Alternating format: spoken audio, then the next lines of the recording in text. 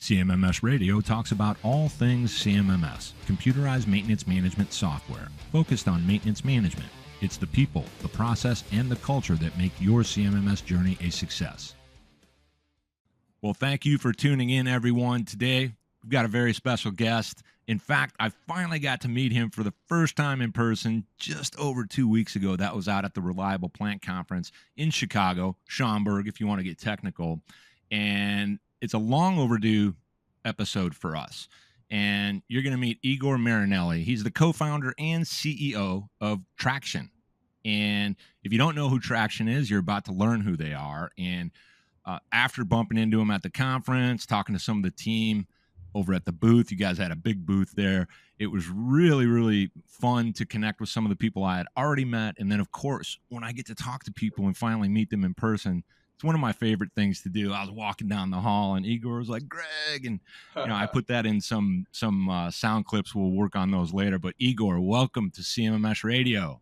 Thanks, Greg. It's my pleasure. Finally. Yeah, no kidding. We've been working on this for a long time. It's finally happening. So really what I like is journey stories. And, obviously CMMS Radio is about computerized maintenance management software, but the maintenance management in the middle is really important. And there's some centricity about what you do at Tractian that I really want to explore. And that's the fact that you're so hyper-focused on manufacturing. And we'll get to that. But first off, can you tell us a little bit about your story? Like, where did this all start? And you can go back as far as you want, and then bring us kind of up to speed with Tractian and the formation and what you guys are really doing. Well, I'll start with my father. My father was a maintenance technician. Started his career, it's been 50 years ago, and started on the shop floors. We have that Italian background, so my grandfather actually was running a mechanical shop, worked in ceramics industry as well. So we are an industrial family, essentially, right? So very middle-class industrial family that worked their way through. And my father worked a lot, spent, I think, 15 years maintenance technician, then 5 years maintenance supervisor, then 5 years maintenance coordinator, then finally maintenance manager. And he worked in all those different blends. He worked at International Paper, started his career there for a long time in the paper industry. And I remember him sort of like growing up, telling me a couple of things. Just, study to be an engineer. So I was self-taught. I was already a programmer since I was 13. So he gave me that boxed computer, Windows 98 running on that. I know a couple of folks that are listening to that are going to say, oh, that's new. Didn't he use MS-DOS? Yeah. I was at 98. When I put my hands on the keyboard, it was in those Windows 98. And so I used that for a while, started programming on PHP. That was the first coding language that I learned. And the first thing that I built when I was 13, I got emancipated from my dad, opened my tax ID and my entity. And as a migrant family, we were working for, I was working for a Portugal motorcycle manufacturer, building their inventory management system in PHP. So I built that all from scratch.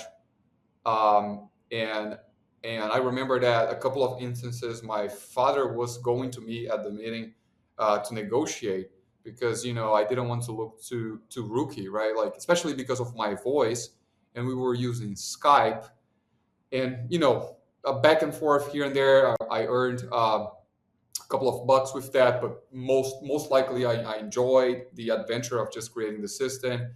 It is a Jurassic version of what Tractian is doing nowadays, but I think it had that sparkle there to go and nudge more into the manufacturing reality. And I remember when I entered college, computer engineer, I remember I just chose it for lack of a better word, just I knew I wanted to open something in manufacturing, and my father, I remember telling that to my father, and he said, if you already know that you're going to have your business, so why don't you choose the engineer career, at least you have the engineer on the name. So it was like that was the decision making process.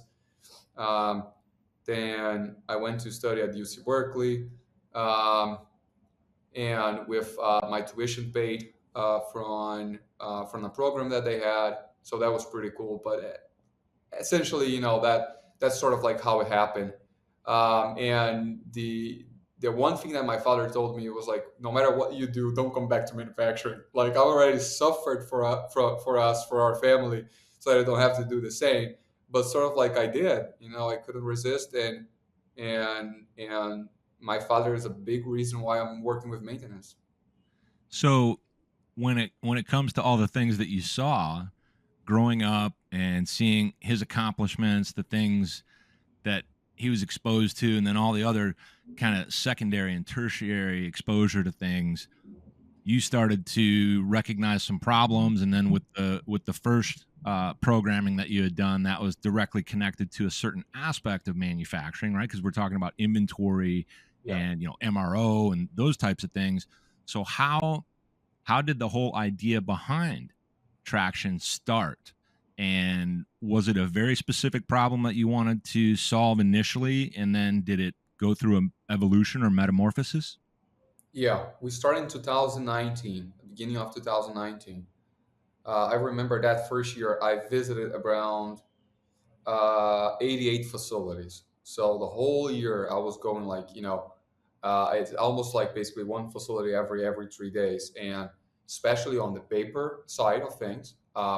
So paper is very interesting because you combine both continuous and discrete process at the same time. You have that continuity of producing pulp, but you also have that discrete process and corrugators and everything that is the packaging and the printing process. That is everything is very discrete, right? It's very operator heavy.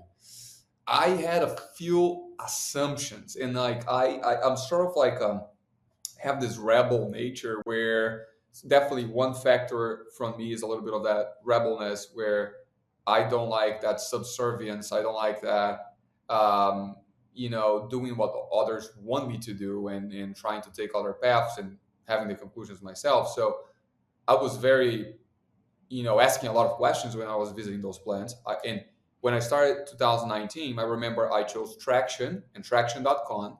And the reason behind the name was I wanted to operate the whole Americas. So US, Mexico, and Brazil. Very similar way that the way that we do businesses. I mean, you go to a manufacturing plant, nowadays in the US, you have a bunch of migrants, you have Mexicans, you have Indians, you have even people from Brazil. It's very multicultural, right? Like there's a lot of things written on Spanish. And I thought, if we're going to create here, it needs to work on that multicultural scenario and on that multi-geos as well. So that was a little bit of an assumption. Like I was brute forcing so that became a reality, right? That was nothing that I learned. It's something that I wanted to happen. So I brute forced the way in, and Traction had the .com available, .com, .mx,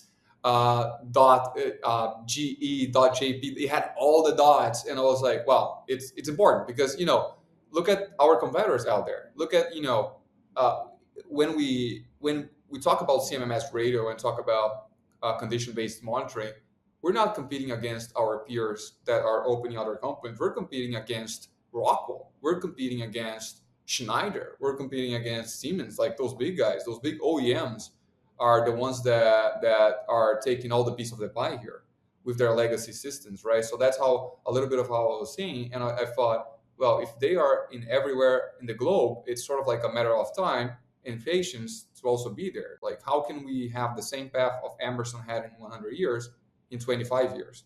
That's sort of the question. So that's the premise of why we built Traction. But then it was a lot of learning. One thing that I think people don't realize is that when we started Traction in 2019, my goal was to serve maintenance.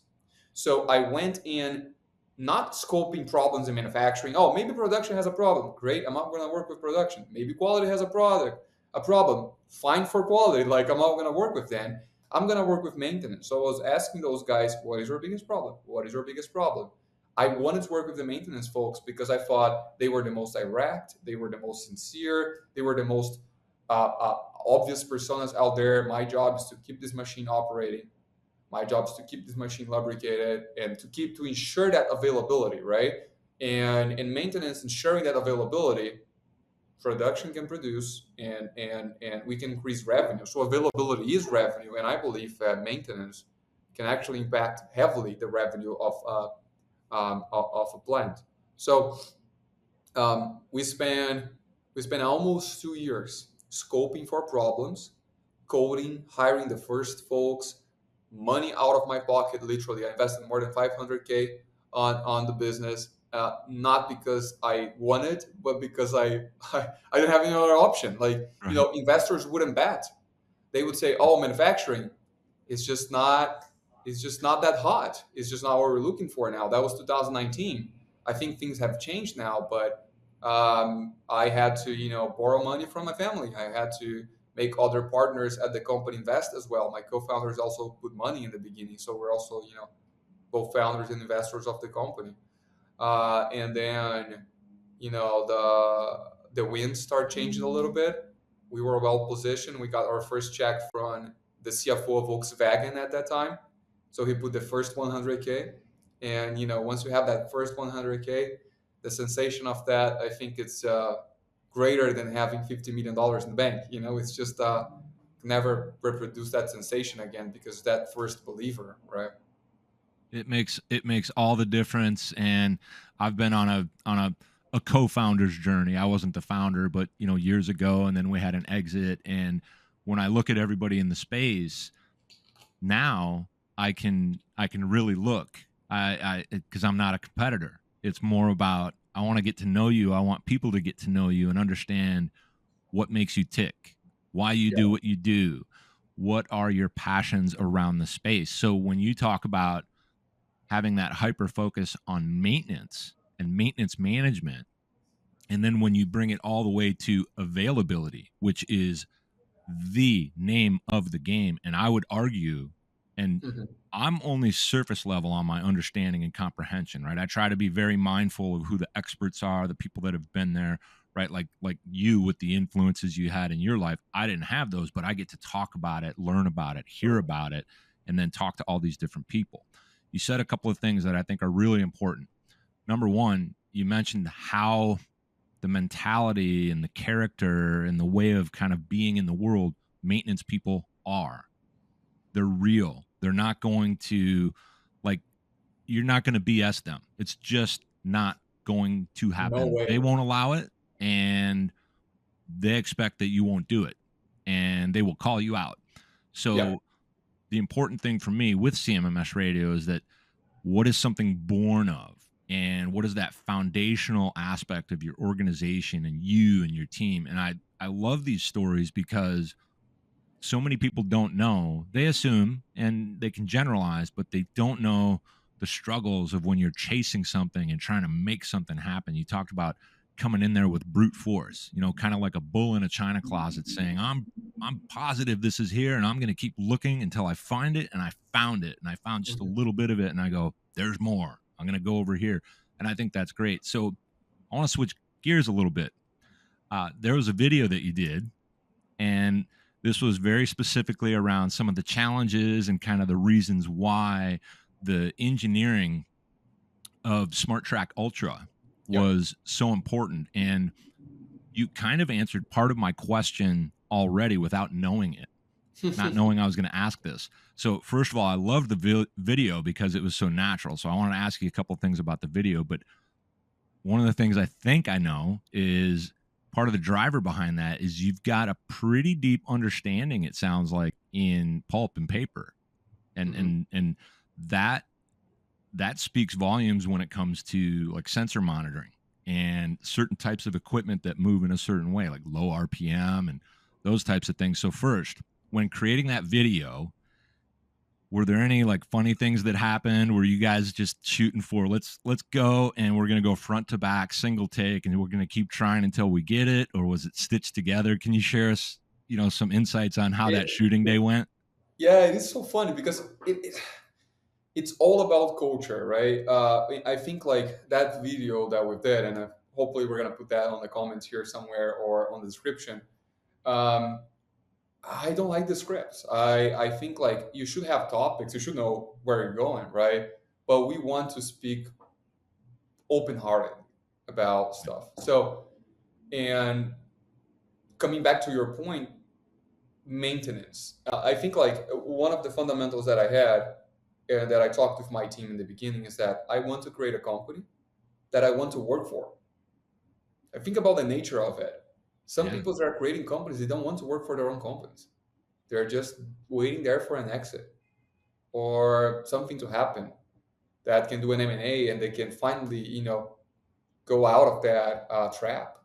And for me, it's the opposite. I want to stay here as long as I can until people kick me out, you know, until the board says, you're no longer useful for the company.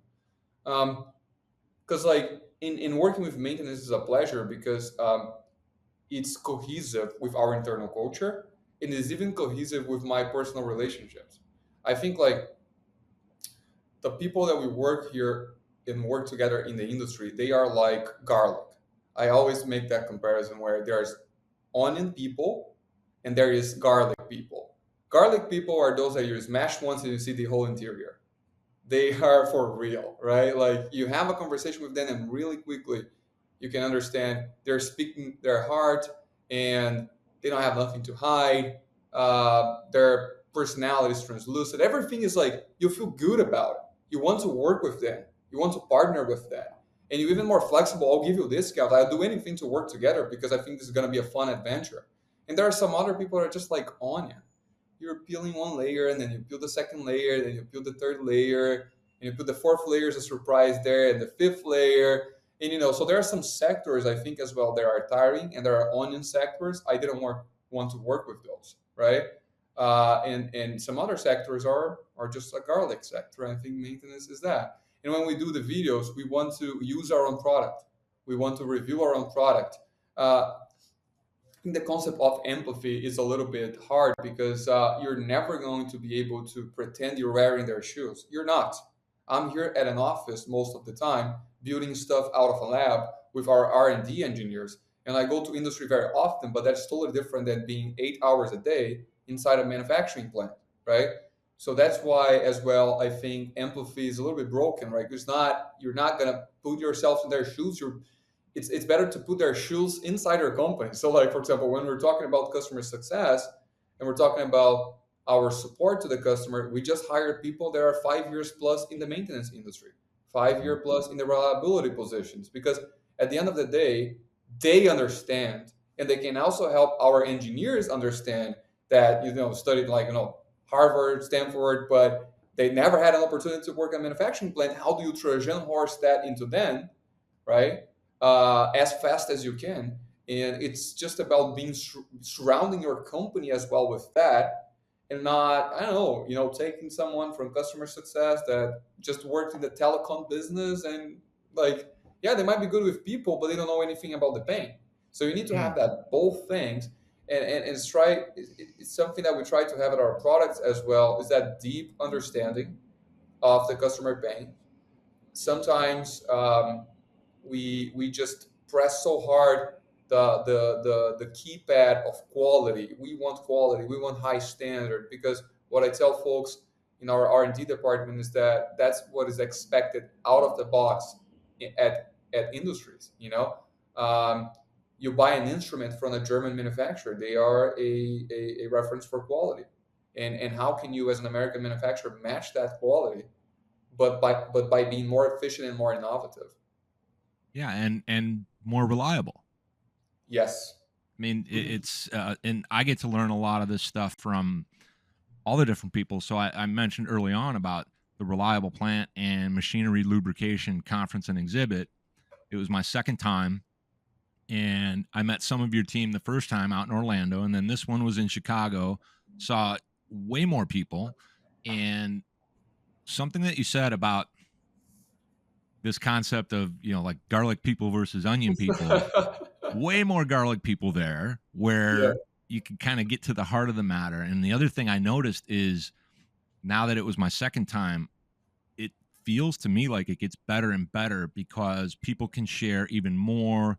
They know who's doing what makes them tick as well. And that's part of the reason I like talking about that stuff on the podcast. But when it comes to things like maintenance and reliability, there are a lot of, CMRPs, and I eventually will be one, but I don't take the time to study and all that. I just keep doing this. You're just a natural. I don't know about that, but I think what I'm trying to understand when I look at what you guys are doing, what your customers are doing, and anybody else for that matter, like at the conference or the other conferences, is what are we doing to make impacts? You talked about like tying things to the business. You talked about focusing in on the things that are really going to impact and create that availability. And for me and what I do, I landed in it when I first started talking about things from more of a facilities perspective. And I had so much exposure to eclectic types of clients, including probably 70, 80 or so manufacturing environments. But I like that you have that specificity. So there was something that I asked you, and this was pretty recent. And I said, Igor, I'm curious to know, are you guys looking for emerging markets or anything like that? And you said, no, manufacturing, maintenance management. That's it. More, better, make a difference. And I could just tell that you weren't kidding around. And now you already said all that stuff. So let's switch gears a little bit. And how does that frontline workforce that you have that is focused on the frontline workforce in these environments, how do they really make the impact? And you already talked a little bit about it because they've been there and done that. They've been in plants. They've been at, oil and gas or whatever it might be. They have that real experience. But is there anything that ever surprises you about how they're able to make their impacts with the clients? Oh, absolutely. And I think first we need to understand what Tractian does, right? So it's like, because we specifically chose to focus in maintenance reliability, like you're saying, in specific industries. And for example, I'm pretty sure there are great software for building management out there. We just don't do it, right? Great software for waste management companies. We just don't do it, right? We do manufacturing, food and beverage, pulp and paper, automotive and auto parts, and so on and so forth. So, and by doing that, we chose to solve all the different problems that same persona has. So when you think about a maintenance manager and a maintenance supervisor and a maintenance engineer and reliability engineer, they have a lot of problems. We chose as a company to solve all of them. It's a matter of time. It's not if, it's the when, right? Because we can also not solve them all at the same time, but we also chose to ignore the other problems, to ignore the quality problems and the supply chain problems, and so on and so forth. So we're choosing to solve that layer of problems, which essentially breaking down as mechanical monitoring and mechanical issues, electrical monitoring and electrical issues, because sometimes we ignore electrical, right? Like we probably 70% of the failure modes that we see are mechanical. What about the 30% that are electrical? How are you monitoring and taking care of those? So we decided to go after that as well. That very few players on the industry chose to do that because current voltage, it's just very challenging to monitor that non-invasively, and asset management, of course. So one layer is the alarm layer, the prescriptive layer, and the dispatch. And asset management is always the dispatch layer, right? You need to understand, where is this going, for whom this is assigned. Do I have my inventory? Do I have people to perform this work? What is the productivity on this type of work? How much does it cost? But you also need to understand, like, what machines am I prioritizing? Who are the bad actors here, both mechanically and electrically? And going even further, because of the labor shortage, essentially you want to decrease the amount of manual analysis that you're having. And that's why in all buzzwords that we're not going to enter here today, probably, right? But AI and that basically models that you're building. I prefer this word, models that you're building to find specific failures, like for example, lubrication, lack of lubrication, or cavitation at a centrifugal pump. Those are very important because the more you decrease that manual analysis, the more assertive you can get because of just the lack of people, right, that are there analyzing that and the human errors that might occur. And once you have that, and you also have experts inside that wear the shoes of the customers. I mean, honestly, for example, our head of customer success today was a prior customer. So like we have someone that entered as a reliability engineer, as a support engineer here, and went all the way up to be the leader and was one of our customers. So sometimes it's funny because we see very proactive people in the industry, and when we look at the feature requests, so what are the features that we are doing are coming from our customer suggestions is basically more than 50%. Yeah. Right. And our product team and myself included, was just like, we have an army that spends hours and hours and hours of talking with customers. I talk with my co-founders. Basically, I see his agenda and his block, like a 4-hour block, talking with a customer. Just, how do you do this process? Walk me through this. Oh, and then you open a notification here on SAP. What happens then? And what happened there? And what happened this and there? So it's not about doing what your customer wants, not at all, but it's about listening to their problems. So we never say or promise that we're going to do what they want, but we promise that we're going to listen to their problem, take our own conclusion, and give the best guidance to that. Because a lot of times they're going to say, hey, change that button to pink. And if you're just, yeah, of course, I'm going to change that button to pink. It's like, why do you want to change that button to pink? Oh, because, my technicians, they prefer the pink color. Why do they prefer the pink color? Oh, because we have like that, paper clipboard that once we were using, why we're using a paper clipboard. So there's a 7 whys that you go, and generally you find the bottom line, and then you can solve that problem in a much better way for them, instead of generally changing the color. So, and it's not that this is not to bypass or to cut corners, but sometimes we even chose the harder path, but just because it's the right thing that we believe. So I think we have a lot of core beliefs as Traction that sometimes will match our customers, sometimes will not match 100%, but because we know collectively where we want to take their maintenance and their reliability, right? So I think that's important, having that rebel nose spiciness there, on that meal is super important, because you want people with, we want your customers, and you want also your employees with that level of commitment, and then self-awareness as well of what the problem really, really truly means. I think all those things you're talking about is one of the bigger challenges that all organizations face. But when we look at this space of maintenance management software, it's critically important that you're doing that kind of engagement with both potential and existing clients. But it really does become one of the bigger challenges. And when people ask me, and I'm gonna ask you, just to kind of, I don't know if I'm right, but I'm always thinking that everybody's running around with their hair on fire, trying to hit all these vanity metrics and all that. And I understand we gotta hit our numbers, and we might There are a have lot of them.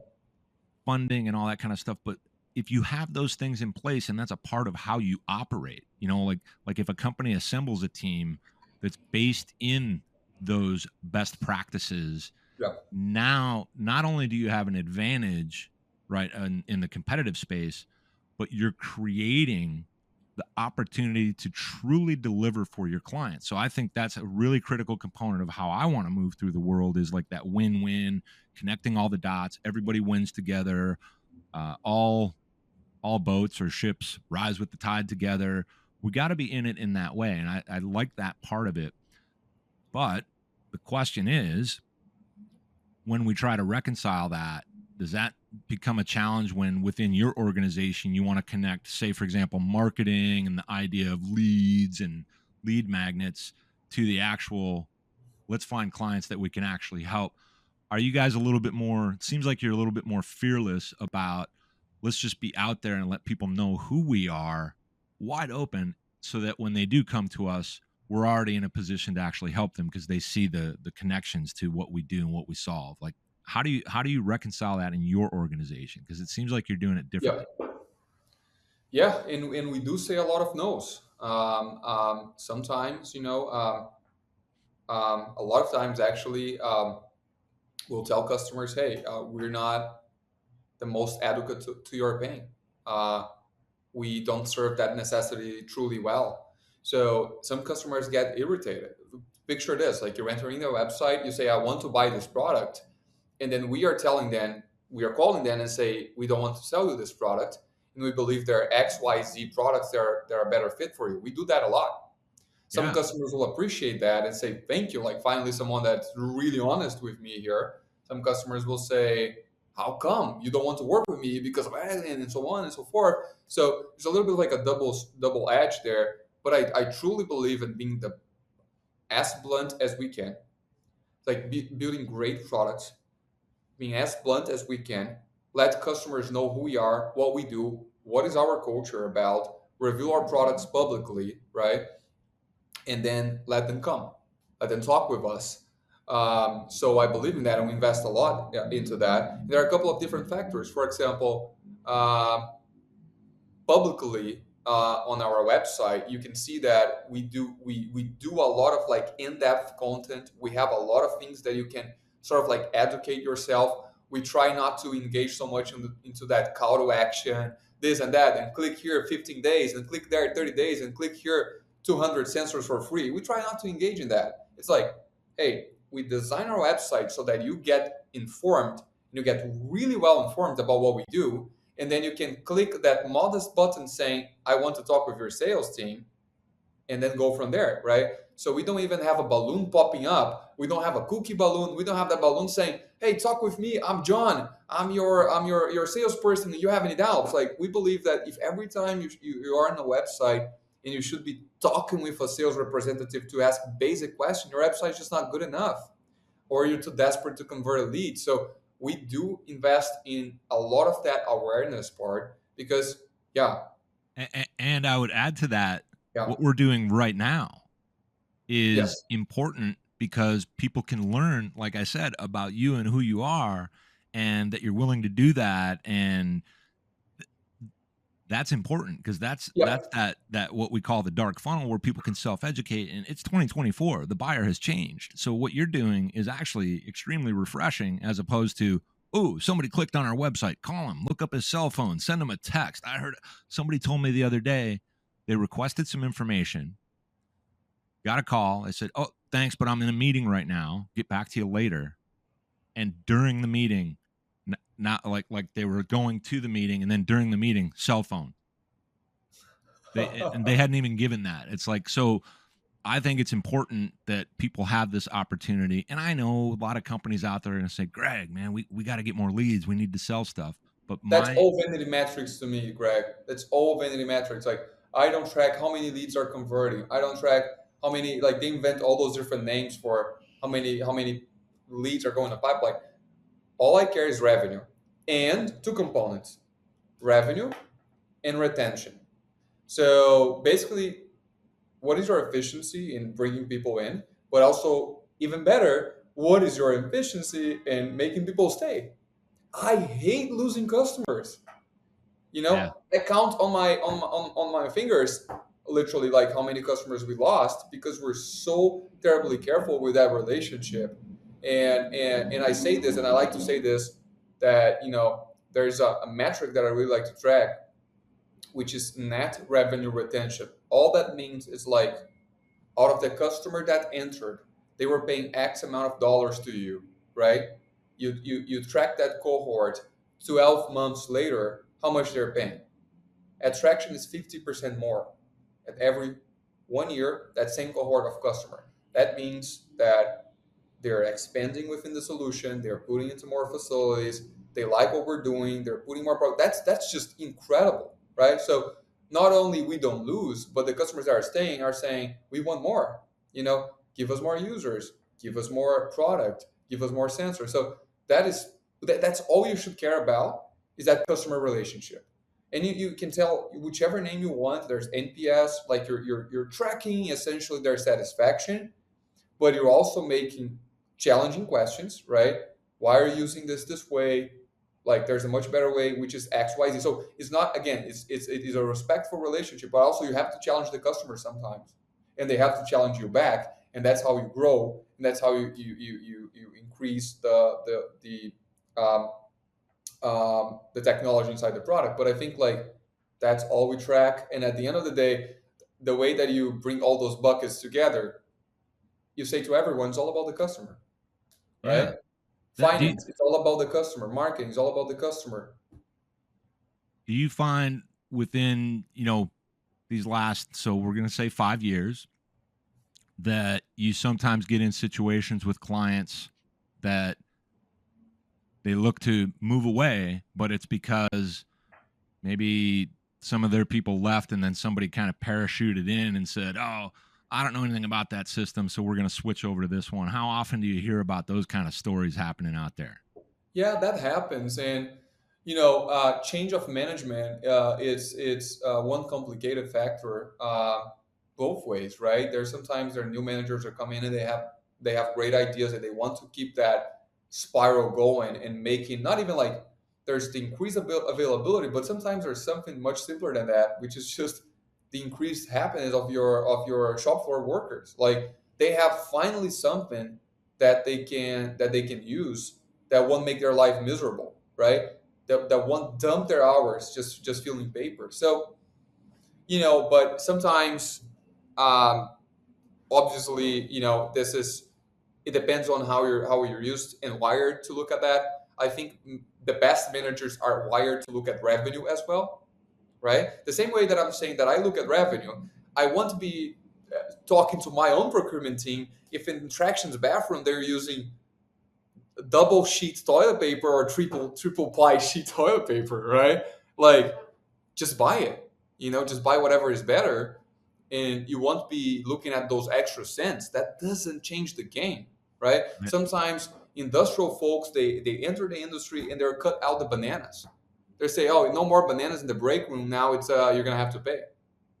You know, like why are you minimizing 2-3% of your cost? And that's the whole time that you spend there is minimizing that 3% of the balance sheet, but you could be maximizing revenue. Right. Like you're again, some people that work in the manufacturing plants, sometimes they don't even know who their customers are, right? Manufacturing have customers, right? Like I tell you this, you're watching me, you from maintenance, like you have customers. Do you know who are your customers? Who you're selling your paper to, right? Yeah. Like, is that clear for you that some projects that you do will actually increase the revenue of your industry because majority of the times it is an availability product. Sales at the end of the line is there saying, I want to sell, but I need to wait until my purchase order gets in and until my product gets fulfilled down the line, and they're waiting 30 days. That 30 days you're losing money, or not losing actually, but you're not winning that faster enough to your balance sheet, and you could have a bigger number of revenue to present on that calendar year. So I think just like and then when managers come in and they look at revenue, they're going to make the good decisions. When manager comes in and they're just looking at cost, the only thing they care is cost. Cost is a dangerous metric, right? I tell this, some procurement that just look at cost is a dangerous metric. We know Yeah. sometimes quality has a price, and you pay for what you get, and you're gonna be replacing, and it goes for everything. Poor bearings, poor grease, and you're gonna be replacing that more often and creating more ripple effects. I heard all these things from so many different and various people, right, at the conference and in all the conversations, and it's refreshing to hear you say it. And I'm not just virtue signaling on that. Like I think the balance sheet is important for a business, but when you're hyper focused or micromanaging against a hyper focus on cost control, one can potentially lose sight of the bigger picture and how those investments drive your organizational movement forward with that kind of a thing. I mean, you're talking about something as simple as 2 or 3 ply toilet tissue. Well, I think human beings prefer 2 or 3 ply, not 1 ply. And that has an impact somehow. It sounds weird, but it's true. If you're, if you're no longer going to bring in the bananas that makes a difference in somebody's life, in a plant, in an organization. And I'm not telling everybody out there, hey, if you're not giving your people bananas and lunch, you're doing it wrong. No, if you can, do it. And when you do, and you see them thriving as a result of these things, these investments you make in your people, because without people, we have nothing. I don't care how much AI you have. I don't care about all these And plants are robots. losing their people, and they're losing it fast. And it's because they don't see them, they don't know them, they don't understand them. How do you feel about this concept? If you run a plant and you're in management, leadership, get your butt out there on the floor. Gamba, all the time, all the time. It's the same here. Like, you're a salesperson. Did you go out there? Did you see the plant? Did you see their process? Then you don't Yeah. have a deal if you've done nothing of those. It's just very similar. How many times I talk with plant managers? Oh yeah, what is the name of your maintenance technician? I have no idea. That's Who's and running the that's a show down there? Who's the best operator? I have no idea. What are you doing every day? Looking at balance sheets, right? There's so many quality things that you can be checking when you're walking down the factory and you put yourself out there. I think yeah. Like I'll tell you this: like we have 300 people nowadays.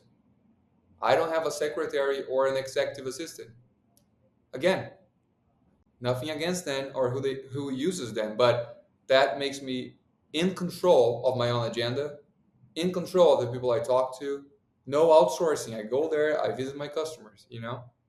I go there, I talk with my employees. So, and 300 people might not sound a lot, but then you see other founders out there with 40, and you're not talking with them anymore. You're just looping in that assistant number one and number two and number three, yeah. and they create all those barriers. And that's what plant managers are doing, essentially creating all those barriers to get to them. And where are they making the decision there? Putting themselves out there, and it's just so terribly simple to be above average in that sense. I You're just out there. You're just here, top 1% of plant managers in America. Yeah, it's so interesting all these things you're talking about because another topic I always like to bring up whenever I can. We might not really get into it here, but like cross cultural awareness, how collectivistic versus individualistic cultures kind of look at things differently, how the people in the process are more important than anything. Like in some parts of the world, one of the best things you could do when you're getting your people together and you're doing that, getting out on the plant floor, or you want to try to make some kind of a change within the organization, is bring in lunch and get everybody together. Do that first, and now everybody's available. Whereas doing it backwards wouldn't necessarily make sense. And I'm not saying right or wrong. I like to try to play in the middle. I got to Yeah. be careful, but I want people to hear these things so they can get these insights, because I do believe this, and I'll stand on this always, in that it's the people and the process. It's your organizational culture and those things first that are going to make the impacts, and the technology second. Technology is outstanding. It's incredible what you can do with technology. It's incredible what you could potentially do with data and data sets, if it's the right data and meaningful data, whether you're focused on creating more availability or you're in some other aspect of the industry or industry as a whole. When I talk about like maintenance management, skilled trades, something I want to ask about the skilled trades gap. This is a big hot topic. It is a thing. And the reason everybody's talking about it is because we have to. How else are we going to solve it? We got to keep talking about it. Do you guys, I wanted to ask, do you ever do something? I noticed something about you might place plant managers Yeah, we for were running a organizations. project of not only plant managers, maintenance supervisor, maintenance coordinators for our customers in all those individual locations. So we tried to run that for a while. We paused that for now, but we had a decent learning in how to do it, right? So we were experimenting it because we might launch a platform in the future for skill trades, and position faster maintenance technicians, operator in industries, right? I think that's going to get increasingly a bigger problem. Um, and it's also like that will touch politics probably, because there's the whole migration situation as well, where we quite frankly need those folks. I think there's a there's something interesting happening. I think it's not all bad. I would say I'll say this. Like I think we're always talking about generational gaps, right? Gen X, Y, and Z. But I definitely see that Gen Z folks have a tendency to also re re re understand that skilled trades is just a natural part, and it's an excellent choice of career because we went from a phase that you gotta go to college, you gotta get a degree, and you gotta go this and you gotta go that. A lot of people that are working at Traction don't even have college degrees anymore, right? No, but they have experience. They've done apprenticeships and they've been around and in the plants and et cetera, and Yes, that comes from the and skilled trades. exactly, and the college debt is just so gigantic. And is that even worth it? At this point, is that even worth it? But the skilled schools, and just the payoff that you have on those, and just think about all the possibilities that are out there. I think one of the crazy things to me is that how many good opportunities and how cool it is to work at a manufacturing plant. People that are working there, they have you'll remember this the first week that you are on a manufacturing plant, and then you understand how things are made, and like it's sort of like how the world is spinning. It's just Mhm. a very pleasant feeling. So I think it's gonna require effort. It's probably gonna require even Congress after effort. Even bringing we did stuff with the veterans, so we sponsor veterans program to get veterans back into manufacturing. So I think will require a lot of effort, but it is doable. And because it is doable, we need to invest at that, at both corporations and also government to be able to do that. Yeah, this is all good stuff, and I can tell you right now that we're gonna do some continuance on some of these subjects so that we can dive a little bit deeper, and because I don't think people will sit through a 2 hour episode, but we'll Absolutely, we'll we'll be working on that because we got some other cool stuff we've been talking about working on, and we'll tell people about that later. But absolutely. it ain't that hard to figure out. I want to switch into the fun question segment that All I right, do with first time guests, and just fire away. No wrong answers on any of this stuff. sounds good. So the first question is, Igor, what is your favorite music? Um,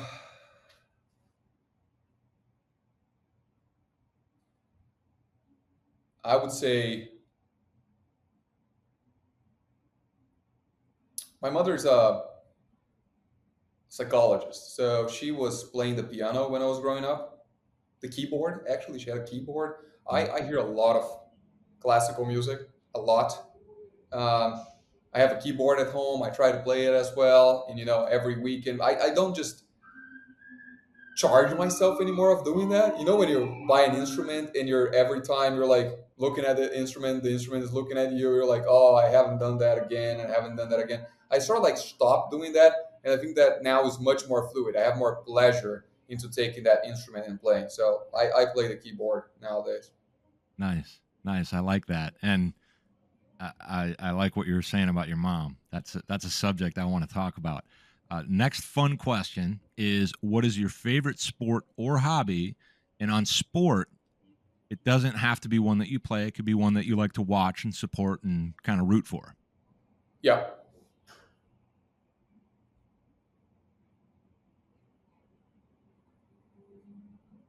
What I did, I've done 13 years of swimming, and but it's one of those things that is it's funnier to play than to watch, right?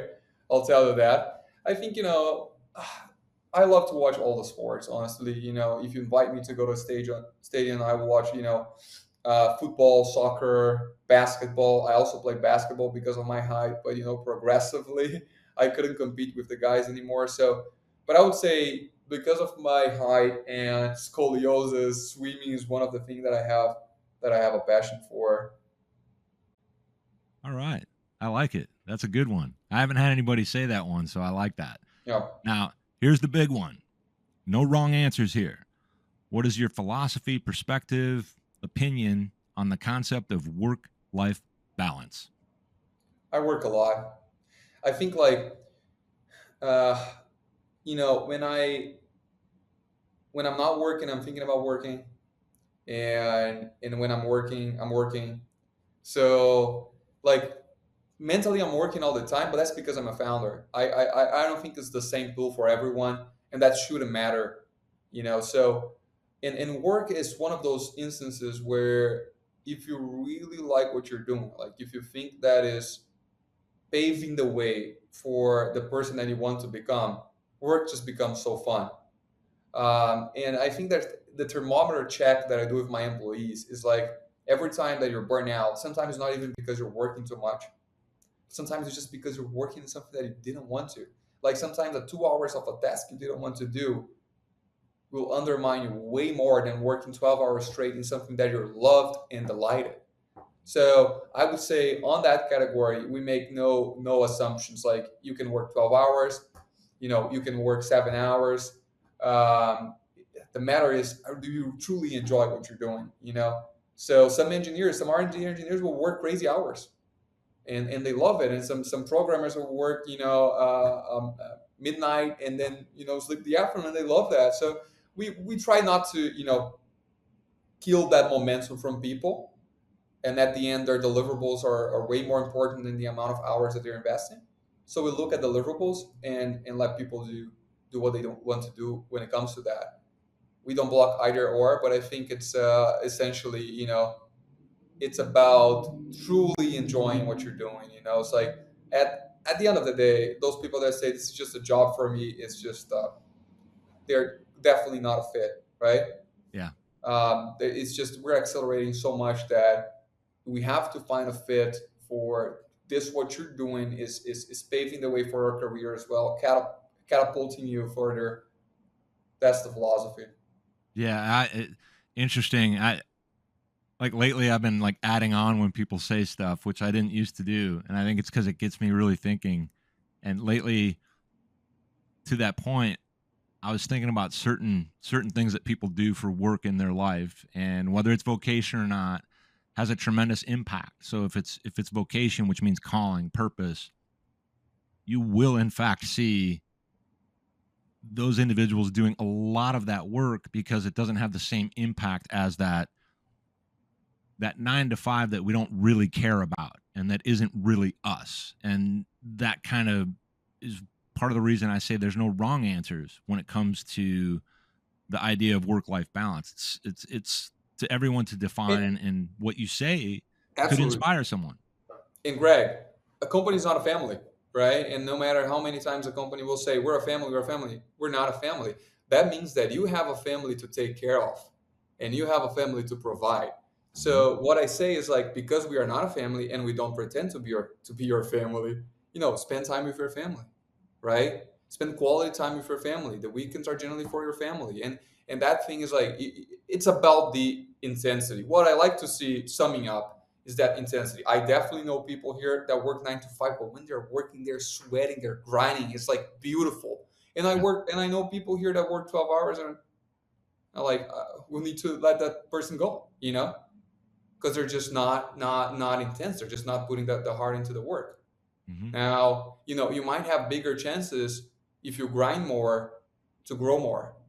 You might, so there's always that. But at the same time, it's like you also should use the time that you are in your life to catapult those things to you. So um, definitely have the drive when you have the drive, right?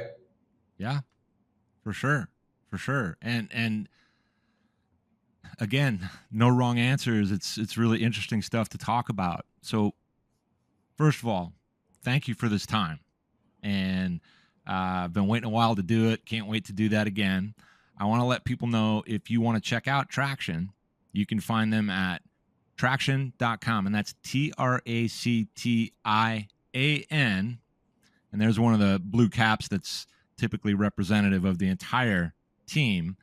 And you can find Igor online on LinkedIn. He's pretty active out there, so you can reach out for your own conversation. And of course, we're going to learn more about this journey, what's happening next on the next episode we do, or if I bring someone else from the team on. I know we got a couple of people over there that I also know that I wouldn't mind having on the show. Can I call it a show? I don't know. Yes, But it's a show. It's really nice that people can get to know you, Igor, and I really appreciate you spending this time today. Thanks for being on CMMS Radio. Thank you so much for having me. Engineering SmartTrack Ultra has been an incredible challenge. Our job is to push the research and development process of this product to the limit, to deliver to you a product that was truly engineered for reliability. And I'm really excited to present to you today. This is SmartTrack Ultra, and this is a Smart Receiver Ultra. We have been crafting this for years, listening to you, our customers, reliability engineers, maintenance managers, and plant managers throughout the country. This is the co-pilot that will help you maximize the condition of your rotating assets. It was designed to sample the most in-depth vibration knowledge of your asset, along with temperature, running hours, and RPM of your machine. And this guy has been put to the test. Chemicals, salt spray, fire, ice, all the imaginable possible torture. We have taken this to the limit, and we'll show you how. We have conducted a series of rigorous reliability tests, such as temperature and resistance, connectivity endurance, frequency response, and finite element analysis studies. Durability was front of mind when our engineers were designing this product. And that's all possible due to our CNC machine-based, which has significantly increased its mechanical resistance, combined with our thermistor that go right there at the base. This allows the sensor to capture the machine's actual temperature, ensuring accurate but non-invasive readings. Other market condition-based monitoring sensors generally doesn't have this technology and have to monitor the temperature on its motherboard. By doing so, they have to use correction algorithms to try to tell you exactly what is the real temperature of your machine. And reality is this should be ready to go, out of the box, with an endurance that can go from 3 years up to 5 years in the battery, depending on your settings, machines, and operation. It also complies with Division 1 for classes 1, 2, and 3, and is certified for ATAX location, meaning that you can safely use our product in the presence of gas, vapor, explosives in the environment. We have also made installing fairly easy. There's a magnet right here at the base that helps you to position the best mounting point for the sensor. And you can also use one of our certified glues that goes together in the kit, or bolt that directly to your machine. From -40 degrees all the way up to 230. Ultra is capable of performing a full resolution sample anytime in the day you want, to both see the frequency of failures and also to listen to your machine. But of course, we engineered this so that you don't have to do it anymore, because Tractian is constantly listening to your machine, performing health indicator analysis, failure mode analysis, and with always listening, it helps you with intermittent machines that start and stop every time. That makes it really cumbersome for you to go there and manually analyze that. With Ultra, you don't miss a thing. With our patented technologies, you don't have to trade off between battery and good data. We have it all to you. The sensors can now be positioned up to 330 feet away from the receivers in an obstacle-filled environment, and 3,300 feet in an open field. And basically, when paired with the enhancement of the radio frequency transmission, it allows the receiver to communicate with up to 100 sensors. We can ensure robustness against electromagnetic interference, more reliable communication, and no data loss. Oh, and of course, no need for industrial Wi-Fi or legacy automation protocols. Our receiver is embedded with mobile networks and seamlessly integrated with the cloud. So let's test it out. I just installed a receiver right there, and this is a Faraday cage. Let's see how this device will react with a phone call first. So the phone now is inside the Faraday cage, and you can clearly see the signal and the frequencies on the spectrum. But the moment that I close the Faraday cage, the signal is completely gone, meaning that it has blocked the phone call completely. Call failed. Now let's try with the SmartTrack Ultra. So we're gonna position the Ultra right here. Now with the cage open, you can see that the signal is steady and it's transmitting and communicating with the receiver. But the moment that we close the cage, you can see that the SmartTrack Ultra is still transmitting, going through the barriers that you're going to find in the day-to-day of your industry. Thank you all for watching this, and with SmartTrack Ultra on your side, there will be no obstacles towards machine availability. Did you find this episode helpful? Please send us some feedback, suggest a topic, or ask a question. Reach out to CMMS Radio if you need a co-pilot on your CMMS project. Visit CMMSradio.com and use the What's on Your Mind link. Thank you for tuning in to CMMS Radio, your resource for all things CMMS, from selection to implementation, to help you make better choices, learn from industry experts, and have a successful CMMS journey.